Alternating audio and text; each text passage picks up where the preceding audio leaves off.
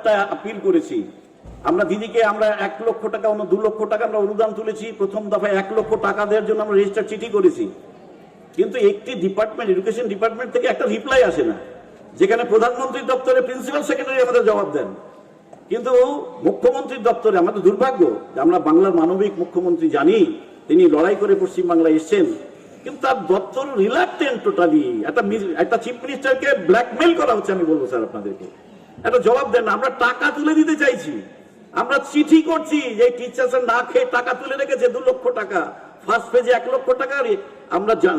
আমরা জরুরি সামগ্রী, মেডিকেল সামগ্রী পৌঁছে দেবো আপনার কালীঘাটে বা নবান্নে গাড়ি ভর্তি করে।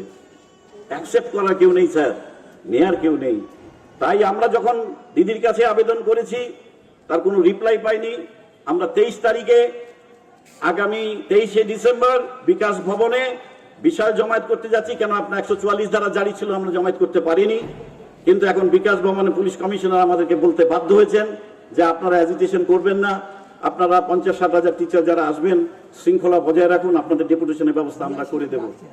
আজকে আমরা আপনাদেরকে এটাই বলতে চাইছি, যেখানে অন্যান্য রাজ্যে এমপি ল্যাড, এমএলএ ল্যাড, জেলা পরিষদ ফান্ড, এনআরইজিএস অ্যাকাউন্ট 100 দিনের কাজের জায়গায় স্থানীয় গ্রাম পঞ্চায়েত, বিধায়ক, এমপিরা টিচারদের পাশে দাঁড়িয়েছেন।